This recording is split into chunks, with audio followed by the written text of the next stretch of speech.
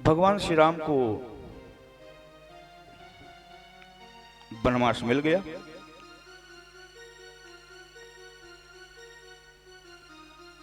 One जाने के पक्ष में दो लोग हैं, माता कैकेयी और मंथरा। वन नहीं जाने के पक्ष में सारी अयोध्या है। सारी अयोध्या का तर्क है कि राम जी आपका कोई दोष नहीं है। जब महाराज दशरथ ने वचन दिए थे तब आप नहीं थे, और तब यह तय भी नहीं था कि ये क्या वरदान मांगेंगी। और दूसरी बात, यदि आप बात मानकर जंगल में चले जाते हैं तो बहुत बड़ी हानि होगी। एक तो महाराज दशरथ जिएंगे नहीं, तो आपकी माताएं विधवा हो जाएंगी, आपके पिताजी मर जाएंगे, भक्त राज भरत राज्य नहीं करेंगे, तो अयोध्या अनाथ हो जाएगी। इसलिए किसी भी स्थिति में आपको जंगल जाना ठीक नहीं है।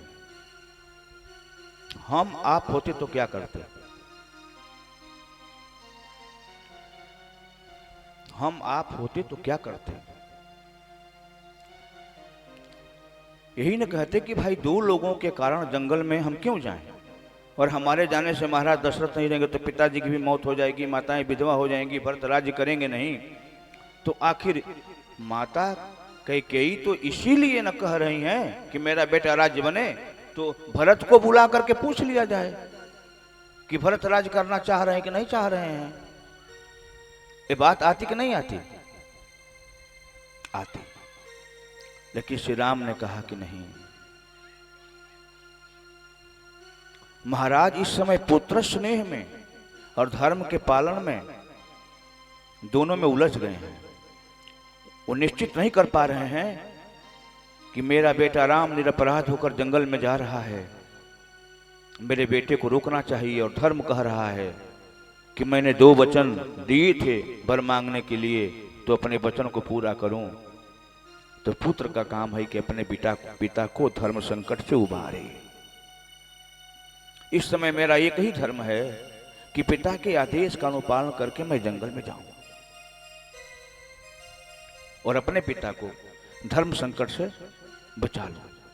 इस धर्म की रक्षा करने में पिताजी मर रहे हैं तो मर जाएं, माताएं विधवा हो रही तो हो जाएं, अयोध्या अनाथ होती है तो हो जाए, क्योंकि धर्म एक बार यदि छूट जाएगा तो फिर नहीं आएगा।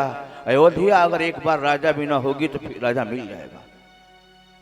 जब संसार का और धर्म का व्रण करना हो तो व्यक्ति को संसार के सभी नातों रिश्तों को छोड़ करके धर्म का ही व्रण करना चाहिए।